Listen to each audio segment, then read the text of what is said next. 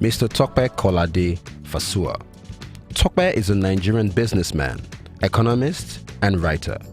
He is the founder and CEO of Global Analytics Consulting Limited, an international consulting firm, and its headquarters in Abuja, Nigeria. As a political reformer, he founded the Abundant Nigeria Renewal Party, ANRP, and got elected since February 2018 to serve as national chairman of the party.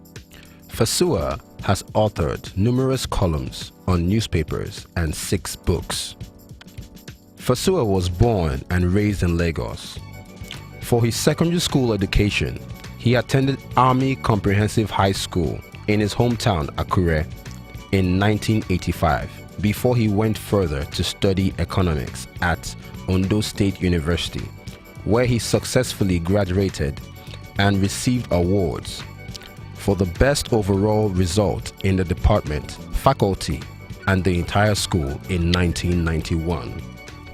In 1996, Fasua became a qualified accountant under the auspice of the Institute of Chartered Accountants of Nigeria, ICAN. In between Fasua's movement from his long banking practice into starting his consulting firm, he attended London Metropolitan University to gain a master's degree in financial markets and derivatives with distinction in 2006. Harvard Business School, London Business School, University of Groningen, Lone Star Academy, Texas are some of the academic institutions where Fasua has attended executive programs. He is currently working towards a PhD in public policy and administration with Walden University, USA. Tope Fasua was also the presidential candidate on the platform of ANRP, Abundant Nigeria Renewal Party, in the February 23, 2019 elections.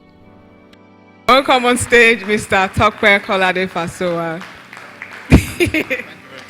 Do I get a hug now or later? After. Okay, after. Okay, I'll save Only it when for you later. cry. After. I ain't doing no crying. I actually delegated the crying to Fumi. She's coming on board. Fumi Faloye, right? Yeah.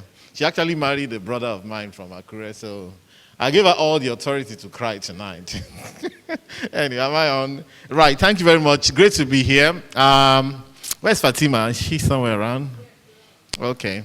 I hope she has time to listen to some of those stories that she gets people to come and say here. So basically, I first met Fatima right around this area in Muson Center a few months back, about 4 months or so, at Gabriel Edgar's, one of his theater right here. And when she asked me, she told me what she does, the concept of Fuckup Nights and so on, 2 things. You know, I said yes immediately. I'm a yes man in that way.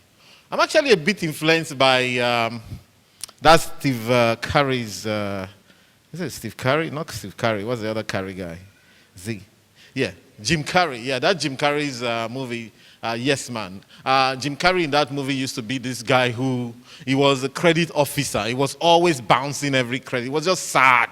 You know, there are some people like that, they're just sad. They just go to work every day wishing to show people. So every credit that came to Jim Carrey, he bounced it. Everything was bad. And so his life, of course, then he didn't have any girlfriend anyway.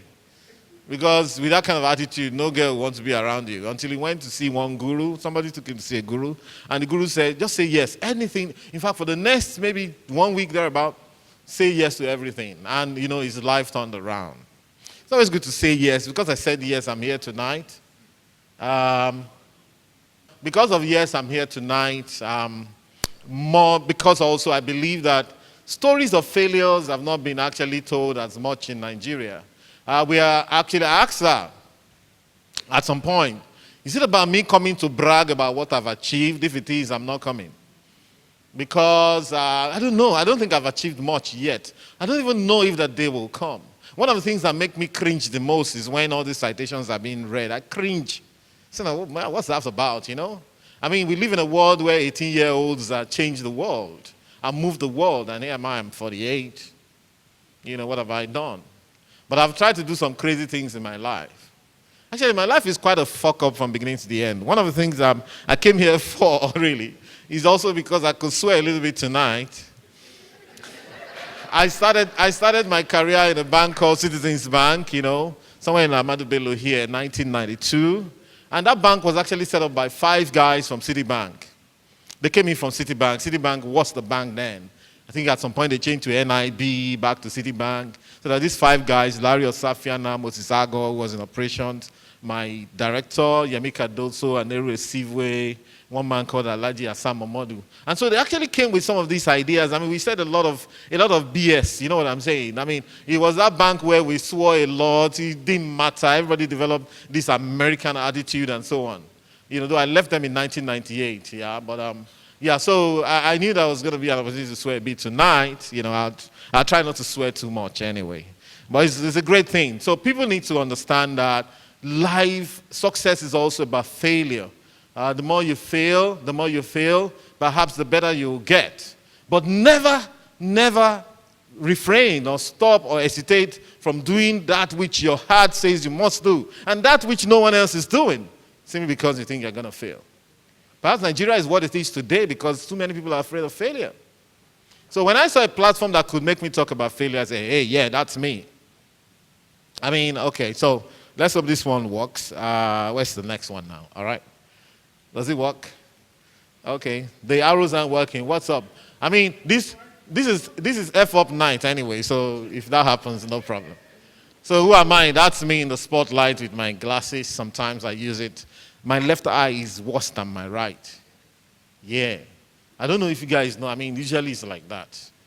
That tells you that all fingers are not equal, Even your they can't actually be the same, So sometimes I use that. There's some part of my story I'm not going to tell you tonight. You have to pay me for that. I haven't actually said some of those things very often. I think I told my personal doctor a couple of days back because he was doing some counseling as well. Very great guy in Abuja, So, yeah, that's it. So growing up was what it was. I was born as an Ajebota, but Ajebota later became Ajekpaki, When your dad actually F's up, right? But he will have to come and tell his own story here if you can convince him, you know what I'm saying? But I actually also grew up with a great sense of social justice. I mean, a few friends of mine and so on that we grew up together will tell me that later on that you've always been like this. That my running for president was actually not, it was crazy. I knew I wasn't going to win, but I knew I must run. In 2023, I'm going to be laughing all through. Because y'all are going to be confused, man. None of you here voted for me. Maybe none, but 2. I got 2 guys here. One of the things I've done with my life is actually also raise great people. 2 of my former staff are here. Ayobami is with NDIC. That's one, stand up for recognition. I'm a smart guy, ex-OAU, Ife. And I'm taking the shoe he's wearing tonight. Because I used to give him a lot of my shoes when he was working with me. We wear the same size, 45, 44, So he's wearing some great blue suede shoes, man, So I'm taking those shoes tonight. That's Ayobami. He's with NDIC now, big man. The other one is with Coronation, Jide. Jide, stand up for recognition. OAU, almost made a first class, economics department. Oh, you made a first class? Almost, yeah. I'm also an almost, actually. In 1991, I made the best results in Ondo State University. I went to those universities that, in those days where they don't even give first class, they tell you first class for what? You know what I'm saying? So, but you see, I breezed all through. I got into university like 15. I was just 15, just clocking 16. And it was a village university. Unilag gave me psychology, but economics was better in Ondo State University. Why? Because of one thing, actually. Because I was all over the place. The university, the secondary school I went, Army Comprehensive High School, was a new school in the military days. And we didn't have any counselor. Everybody was just doing anything they liked. So I'm the guy who did biology, Greek. Then I did fine arts. Then I did, economics and commerce. So when I couldn't get into A levels when I should, because there was no combination. So the only combination I had was psychology in Unilag, economics in Ondo State University, and also I went to that school. I remember going through there, and it was a breeze for me. It was then my brain was waking up. I didn't know. Because I was a bloody average student coming out of secondary school. But university, I mean, that was the first time I was scoring A in maths, A in English, A everywhere. I was like, what's this? In fact, when we were checking our results, people had gone to check their results. The first semester, I was just playing around, doing my thing. And they said, oh, let's go and check your results now. Everybody was making, in those days, our GP was up to 7.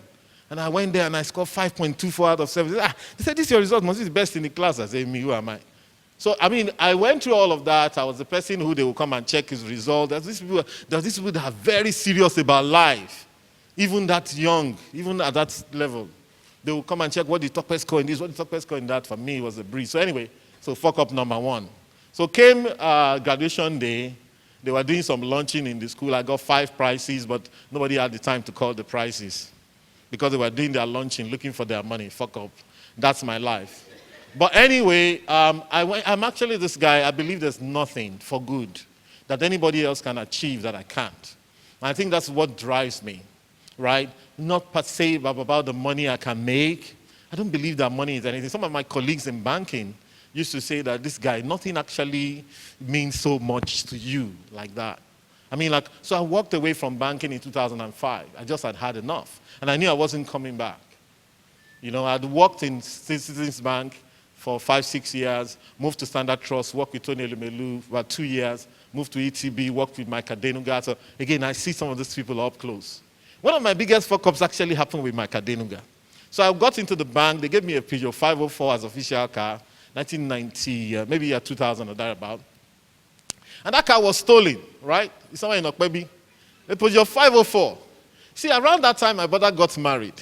And I used to have this blue Toyota Camry that I liked those days, the one with the flat boots and so on. So my brother was in Jos, he's still in Jos, a big man in Jos now. But I felt, man, this guy had struggled. And really, if you knew our background, you know that, look, the guy had really struggled. Before the guy actually exploded. But I said to my cousin, I said, you know what, take this car, drop them in Jos and don't bring the car back. It was my only car. And then I got married too. And I had just one official car, and I lost this official car. And one day, Macadenuga called to come out to see me. And I went there, and I was, I was working with Standard Trust when my brother married, and I gave my car out. So when I joined the other bank, I got another official car, 504. So somebody told me that, look, guy, when you see Adenuga, the guy is gregarious. You just tell him that, you are this, you are that, you can bring this, you can bring that. To show him you have a mobile phone. Mobile phone was a big deal then, in 2000. So show him you have a mobile phone, that you're on top of your game and all that. Anyway, I saw my Adenuga. I now made a mistake and told him that, that car that got stolen, I didn't know they hadn't told him. Oh my God. Listen, anybody that knows my Adenuga here, if that guy, I think they go to school for it. If you see him destroy somebody, that person will be traumatized for the rest of their lives. Oh my God, he has words. He has words, and he never forgets people. Says things like, look, I'll crash you out of the window. If it's not because I'll be, it's crazy like that, So the guy really washed me that day, big time. There I was on the ground prostrating for him, and he just stepped over me and went.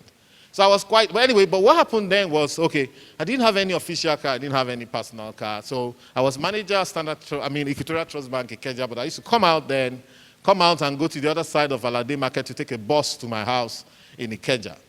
Right, but I went through that phase. Anyway, 2005, I quit banking, went to London Metropolitan University, not a particularly very wonderful school as well, but I wanted to stay in London. I wanted a school and a course that was going to be in London because I wanted to meet a few guys in the city of London who were in the financial markets in London. And of course, that helped me to build my business, my global analysis, which I started with one of my former lecturers, Duncan Hughes. And I met great guys like Murat Chowdhury, who was MD at Royal Bank of Scotland, and so on and so forth. Anyway, but my real story tonight is actually about the project. What's my project? So project President of Nigeria. Like I said to you before, I knew I wasn't going to make it. But nothing was going to stop me from doing it. You know what I'm saying? Because again, after we're done making all the money, right? And one thing that fascinates me is I meet people, they're boxed up, they have all the money in the world, and they still complain about Nigeria.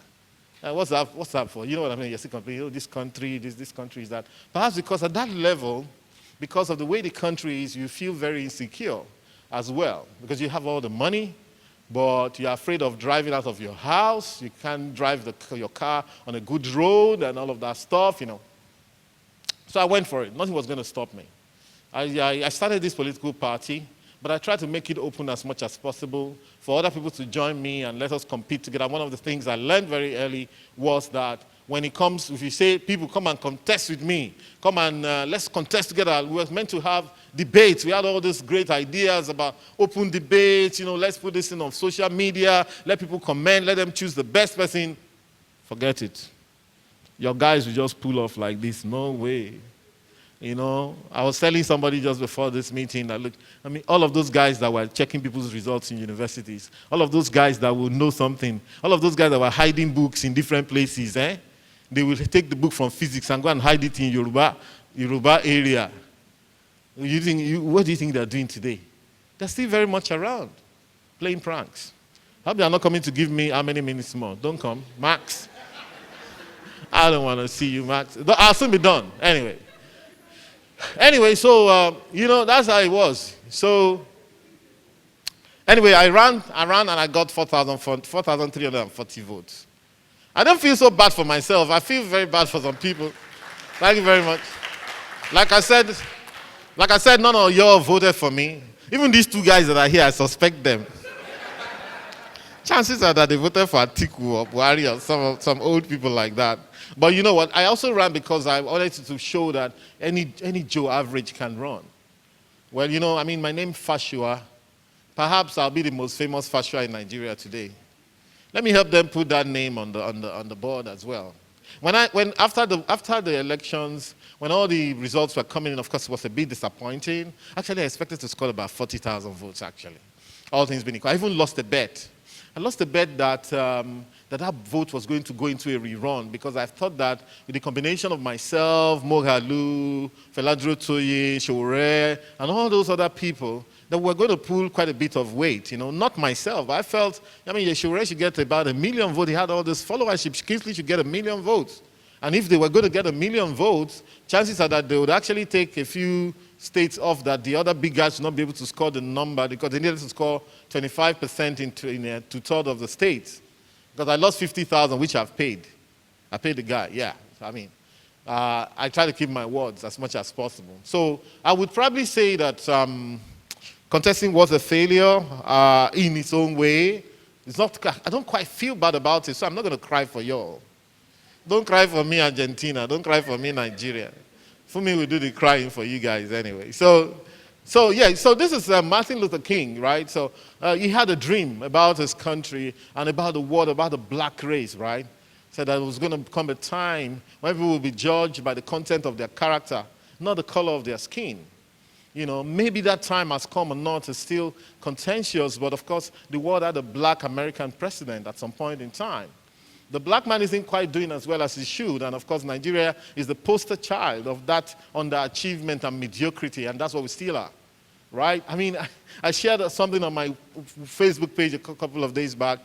There's an announcement, an advertisement about emigrating to Canada, and then they showed these two old people, old Nigerian people, the mother dragging two suitcases on the main road, and the father carrying two nylon bags and so on. They show that, look, that the advertising should come to Canada as refugees, right? As refugees, as people who have failed in their country, all right? But that's what it is. So Nigeria is the poster child for how not to be a country. Sometimes we act as if we don't need this country. Sometimes I'm really afraid about the future. Sometimes I don't like thinking about it. All right, that's it. But that's also Lee Kuan Yew. That's Lee Kuan Yew, you know, sweeping the streets of Singapore. When, as a leader, he made sure that he led by example, all right? He led by example. Lee Kuan Yew had a pet peeve, and I've been to Singapore a couple of times. He had a pet peeve about seeing chewing gum stains on the floor, like you see on Oxford Circus in London, you know, people, all those black patches. And so he had just that pet peeve. When I went to Singapore in 2012 or 2013, thereabout, I made a mistake and took chewing gum. I don't know what came over me. You know when somebody wants to go to jail? When you're pursuing you from your village. You know, so one day I went out to try and I was looking for Nigerian food. I hated their food. Between me and you, I don't like Singapore, even up to now. Their food is rubbish. Don't even try their noodles. The noodles is, look, the water on top of the noodle is like 1 liter. Crap food. Me, I don't like Singapore. Anyhow, so I was looking for Nigerian food by all means. They say it's somewhere. I started moving around and then I got lost. So I now waited for a cab. Of course, number one, it was difficult. They didn't want to wait for a black man, And anyway, eventually I got a cab and my mouth was bitter, so I was chewing that gum. And then as we drove about a few meters, the guy turned back and said, I like your cologne. You're wearing mint cologne? I said, this is police station straight. Because all those cab people, they've all been trained. You see any infraction straight, it's a police state too. I'm telling you. Look, I just stopped chewing immediately. I said, yeah. I'm wearing mint cologne. The other time I almost got jailed also in the US. US, they don't play with that. So I was running a program in 2014 with my friend. He used to work with Shell, so I'll soon be done. So the guy grabbed this, I had this car from the airport in Houston, and it was on his license. Anyway, so he was busy with some of our clients. I said, let me go to our hotel nearby and pick something and come back. I took the car, it was a Kia Sportage or something. And so I didn't know that when a school bus stops, right, and they flip out that thing called stop, even if they are there for 1 hour, you must be behind them. I used Niger sense to drive in. After waiting for 2 minutes or 3 minutes, I say, which thing do you say? I swung out. There were 3 cars before the school bus. I know one of them was a policeman. As I swung out, I just drive go my own. The next thing I saw this police car following me. I said, it don't happen today. All you need to do is do whoop, whoop. That's it. And America, they don't joke. You sleep in jail that night. Because I didn't even have a license. But luckily, he was just in front of my hotel. So I just swung in. And I told my friend later, I said, no, the guy must have checked to see that this 1 car hire thing they did in the airport and just decided to free me. So be careful next time, in case you find yourself in the US. So I tried to run for president. Well, perhaps it ended up as a fiasco. What went wrong? We underestimated the level of poverty. Look, you got 13 million of those, man. That is 2 lifetimes mortgage for this country, whether you like it or not. 13 million boys on the streets. Okay, call it 10 million. Even give it 5 million. Boys, no training. Wake up in the morning, move around. And not only in the north, even in the south, you are beginning to see a lot of those. You go under Ikeja Bridge in the morning, you see them sleeping there. And those ones, how many grammar do you want to talk? I positioned myself as the ideas person. I was talking of great economic ideas. I knew I wasn't going to connect with these people, so I knew I wasn't going to win, right? But I knew that, look, I need platforms like this. Perhaps if I hadn't done that, I wouldn't be here today. All right, so that happened. Of course, all those things with violence and all of that, we underestimated it. But I traveled Nigeria. I went as far as, I'm the only candidate that went to the Boko Haram territory. I went between Yobe, between Damaturu and Maiduguri. I braved it. I went just incognito. I didn't go with anyone. I hired a golf car. I didn't hire even, I started in front. Other passengers were at the back. So as we were going on that road, they'll tell you this is where the Boko Haram people pass. This is where they cross. Anytime from 5, they closed that road, and that was the only road that walked outside of Maiduguri for you to get out of Maiduguri. So I saw those places, Makinta Kururi, Beni Sheikh, that had been under Boko Haram, flag before. Anyway, but that's that, So I learned a bit about Nigeria. I'm a lot more confident now when I talk. And I know my country. What could I have done differently? Number 1 is mind my own business. Right, so I could have minded my own business. I could have been the CEO of minding my business. All right? And generally letting the country drift, making all the money in the world. But I think it's really, I think one of the worst things that can happen to a man is having so much money and not being able to spend it.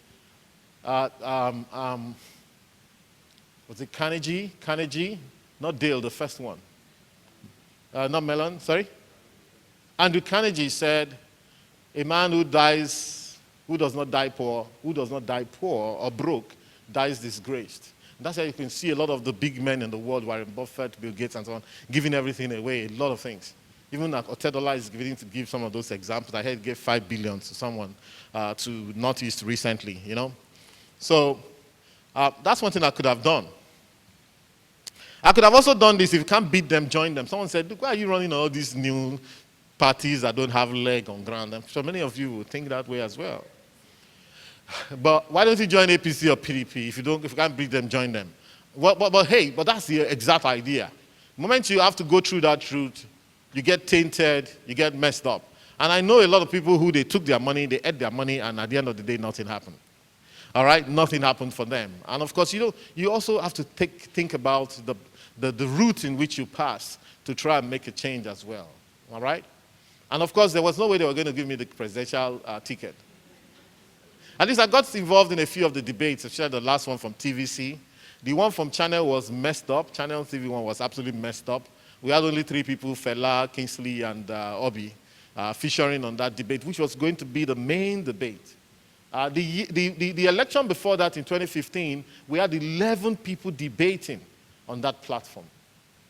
All right? But for some reason, unfortunately, even John Momo kind of messed himself up on that because, the problems were more in 2019. The numbers of Nigerians were more. The parties were more. The candidates were more. And then because we were playing around Atiku and Buhari, they messed them up, and only 3 people featured, unfortunately. And then, of course, this man says, if you can't beat them, arrange to have them beaten. It's another thing we could have done. Meaning that, okay, let's go and collaborate and all of that. We tried to do that. It didn't quite work out. But I think, all of this, wrong. Actually, the truth is this. I'm sorry to disappoint you. Given another lifetime, I won't do anything different. For me, it was a once-in-a-lifetime thing, and I think it mattered. And I would encourage anyone, I encourage people. I mean, that business of encouraging people to step out. Forget about what the future holds. As a matter of fact, you have to do that which nobody else is doing. Challenge yourself. And I'm going to read these 3 quotes and sign out today. There's this guy said, Eddie Griffin, one crazy guy, comedian, American comedian, crazy. Actually, he said this in the context of actually being married and then going to have another girlfriend. He said that, look, if you want to have another girlfriend, make sure that she's much more beautiful than your wife at home. He said that's why it's called fuck up, not fuck down. You have to fuck up. Don't fuck down. So in anything you do as well, whatever you're going to try, make sure you are trying something that's a lot bigger in essence than what you're doing now. And there are many opportunities, that you can try. This is not F down night, it's F up night, because whatever it is you do and you failed in, you must fail forward and fail up to step up to the next level. This other saying is from Denzel Washington. I heard it from him. He said, if you can't fly, run. If you can't run, walk. If you can't run, crawl. But by all means, keep moving. Keep moving. So that's it. Whatever it is you're going through, keep moving. Keep moving. Keep moving. Keep acting. Keep inserting yourself into the conversation. All right? Keep being there.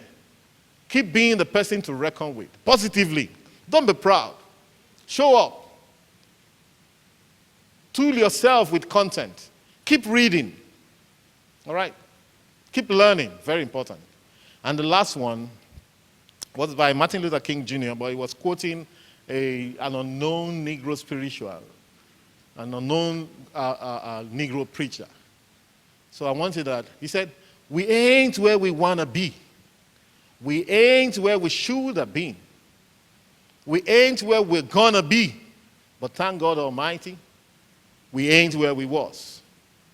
And what it means by that whatever it is you do, at the end of the day, it has to be about impact. It has to be about failing forward. And you have to understand that there's a mission that you are trying to get to. Thank you very much. Thank you so much. No, just hang on for questions. Thank you. So we're going to jump right into questions. I know you have questions. So if you have questions, please put your hands up and Max will find you. I'm not hugging you after this is done anyway.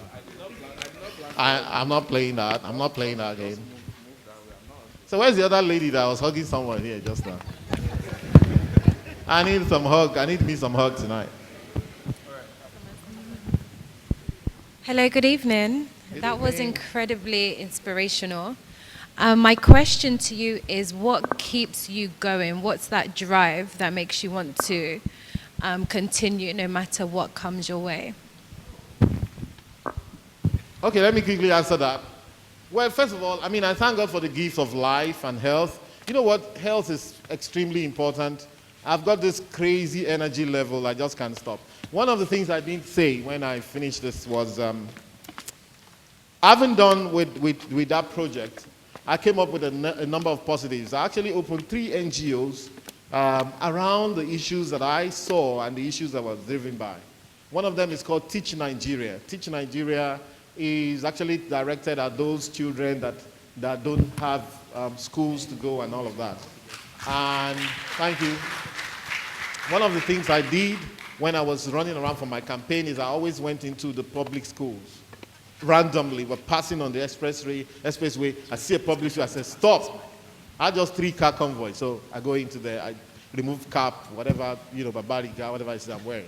And I realized that there are many so-called schools in this country where nothing gets taught. Or actually, a lot of them in the north, but also sometimes in the south, where nothing gets taught. I mean, I went into a school in Oyo State where the teacher, as I came in, she was talking to one guy, said, Moniko Mawa, eh? Say, just 4 days, since what school? Oh, Moniko Mawa, how many,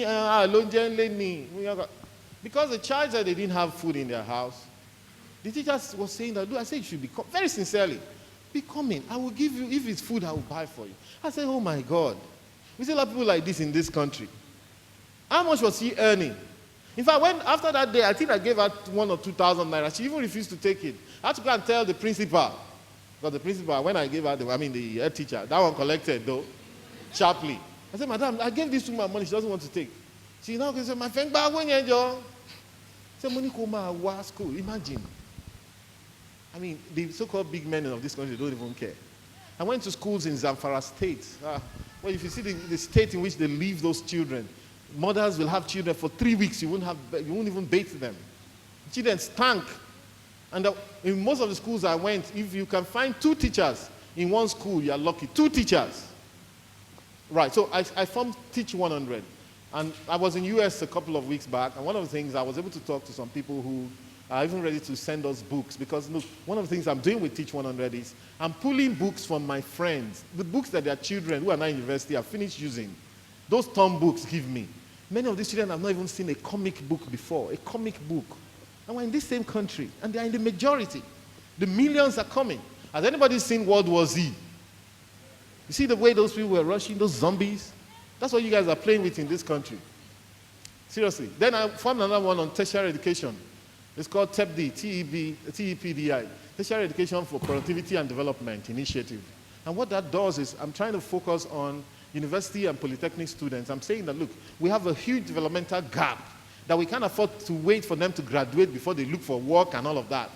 That a lot of the things, a lot of problems in this country, they can begin to help us solve them. For example, a lot of the small roads, look, a road in Egbeda, Okonjo, Agege, why can't mechanical engineering students or civil engineering students in Unilag fix it as a project for this semester? Oh, Yabatech, yeah. And you pay, and I said, look, you can pay them a token to just make them happy. Give them 40,000 or 50,000 that semester. They'll be so happy to do the work.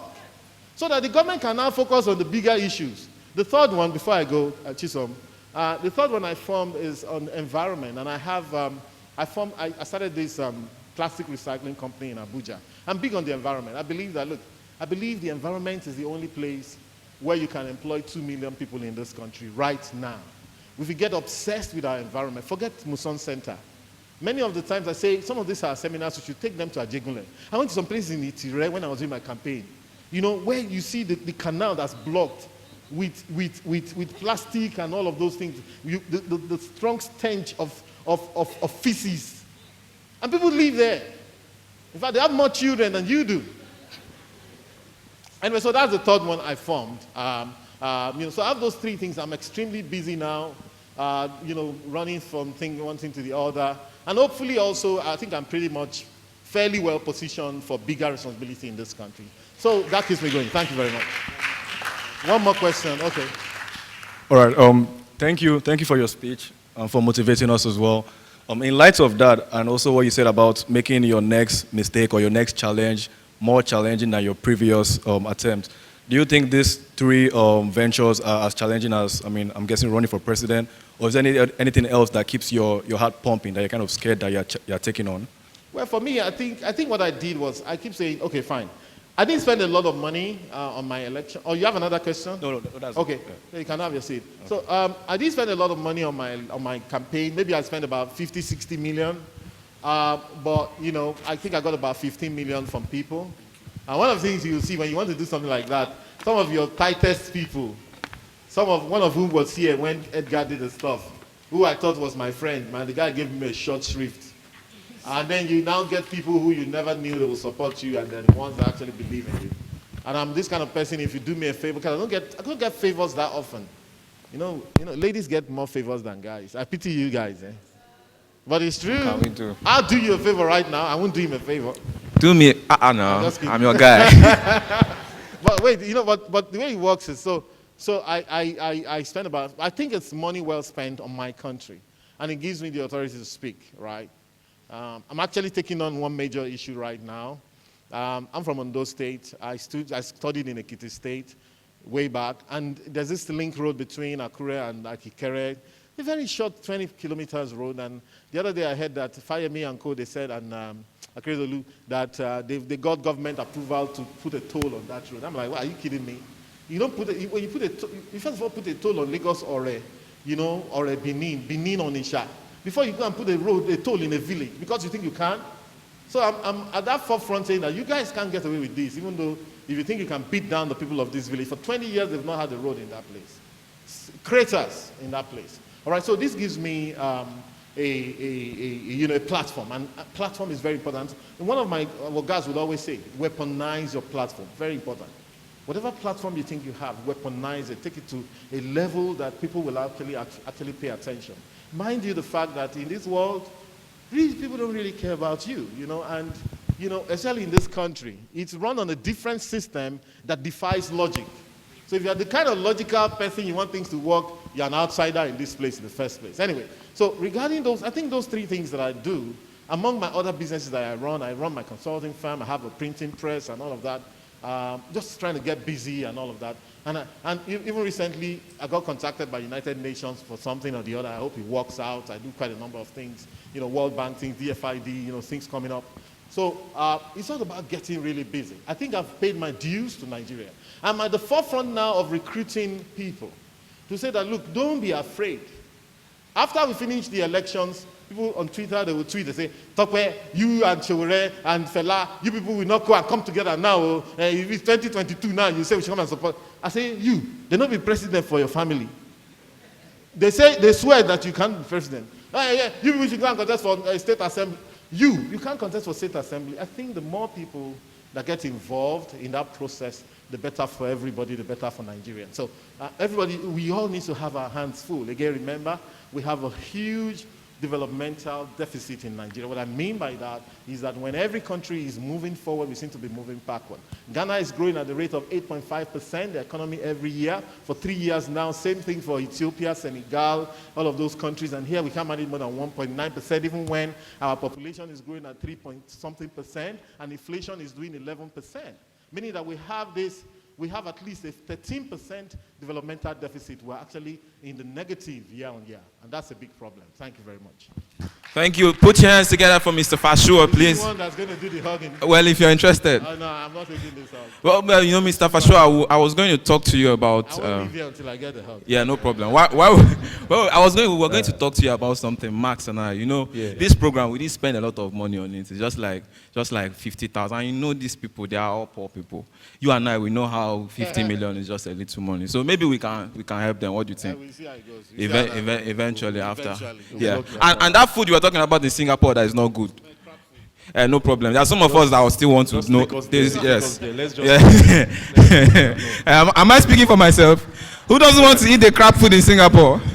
You like it? Right. Yes. You like 1 liter water on your noodles. Mr. Fasua, he likes it. Please put your hands together for Mr. Tope Fasua.